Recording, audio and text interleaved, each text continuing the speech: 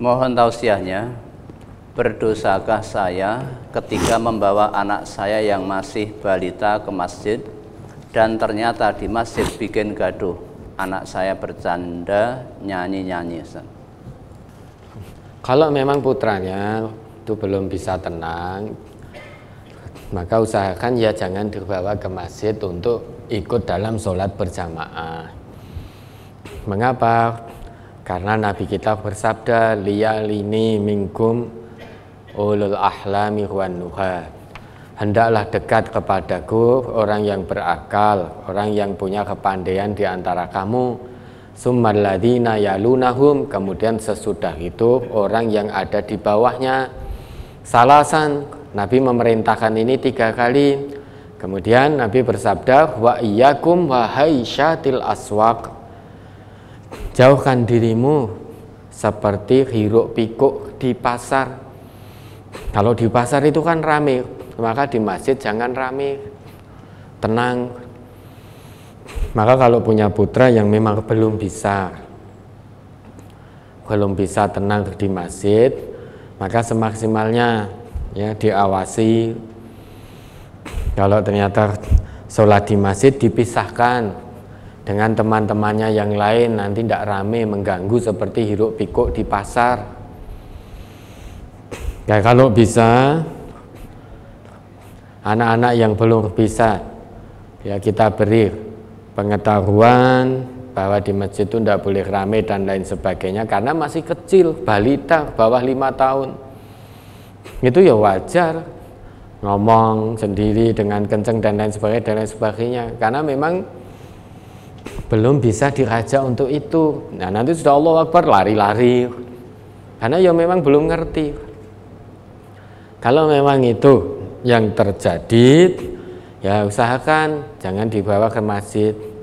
Nah kalau terpaksa dibawa ke masjid, yang datang ke masjid, ya maka kalau ngelek anak-anak kecil yang di masjid rame juga dengan santun, dipernahke, ojo dipentelengi, pandani ngayal, ojo rame-rame, masjidnya orang gun rame, kemudian dijewer. Lah anak itu merekam apa yang dilihat anak, apa yang didengar anak, apa yang dirasakan oleh anak, itu direkam semuanya oleh anak. Sehingga kalau semua bapak-bapak yang di masjid seperti itu, ada anak kecil rame, marah-marah, mencereng begitu, weh, metu kono, sambil duding-duding gini, masjid orang gon rame, weh, cik pengen rame, metu kono. Sebetulnya betul nasihatnya, tetapi dengan nada seperti itu, tambah lagi dijewer. Anak akan melihat, merekam, iki bapakku ra tau ngenekke aku, tidak pernah memperlakukan aku seperti ini. Ini orang masjid kok galak-galak, ya tahu? Lah, bapaknya yang melihat anaknya dibegitukan oleh orang lain, hatinya juga sakit. Di samping anak tadi terbekas dalam benaknya, dalam hatinya, oh masjid ini nggone wong galak-galak. Sehingga nanti pertumbuhannya akan jauh dari masjid. Ketika diajak ke masjid, nggak mau. Karena apa? Yang terekam masjid nggone wong galak. Isine wong kabeh nyeneni. Ngopo-ngopo seneni. Tidak diarahkan dengan baik, dengan santun, dengan tetap tersenyum, wajah yang enak dilihat. Namun dengan marah-marah, mukanya ya wajah sing ngandani tadi coro-corone nglumpuk, wajahnya nglumpuk gitu saking marahnya, mencereng, duding, melotot, bahkan sampai jewer. Anak akan merekam masjid isine nggone wong galak-galak. Maka wajar sekarang masjid kita kosong, karena sejak awal generasi kita yang kecil-kecil itu dididik oleh orang-orang yang senantiasa berada di masjid seperti itu. Sehingga lebih nyaman main ke tempat, ke warnet, tempat nge-game, tempat ini daripada main di masjid. Di halaman masjid tidak mau, karena mendengar masjid itu sudah antipati. Masjid nggone wong galak-galak. Engko nek aku, kalau saya ke masjid nanti saya dimarahi, Pak Kae, Pak Kae, Pak Kae. Kemudian saya dijewer dan lain sebagainya dan lain sebagainya. Lebih baik saya tidak ke masjid. Seiring dengan pertumbuhan waktu, masa tumbuh kembangnya dia akan jauh dari masjid. Maka sekarang masjid kosong.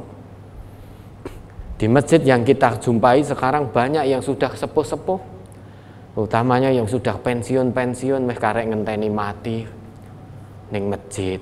Lah dulu-dulu kemana? Ketika masih sehat, masih muda, masih seger, kemana kok tidak ke masjid? Sekarang sudah pensiun, baru ke masjid. Kalau adzan subuh, yang muadzinnya saja terdengar bapak-bapak yang sudah sepuh. Sing enom-enom ning ndi? Yang muda-muda masih tertidur.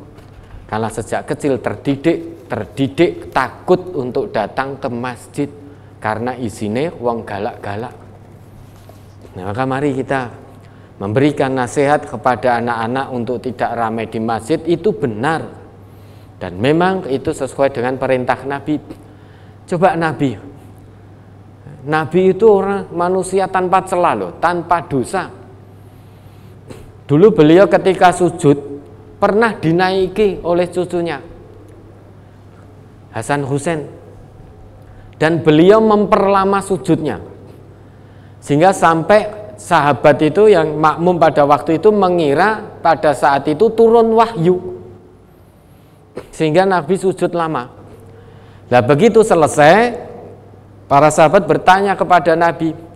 Jawab Nabi apa? Nabi dengan tersenyum menjawab, tadi Hasan Husain naik bermain di punggungku. Kalau aku bangun atau aku khawatir mereka akan jatuh. Itu Nabi loh ya. Maka Nabi itu manusia yang paling dicintai oleh anak-anak. Sehingga dulu semuanya ingin menjadi anaknya Nabi. Karena Nabi begitu santun, begitu penyayang, tidak marah-marah kepada anak-anak. Bahkan ketika sholat anaknya, cucunya naik, diberi waktu sampai puas bermain di atas punggung beliau. Setelah itu baru beliau bangkit. Itu Nabi loh. Nah kita Nabi bukan, Rasul juga bukan, dosa masih banyak. Ada anak kecil rame sedikit, emosi meledak-ledak. Ojo rame, wanake sapa kuwi? Kandhani ngayal. Bapak ibu ewi apa ora tau ngandani? Sudah melebar kemana-mana. Bapaknya dengar. Loh, karena bapak ibunya sudah merasa mendidik.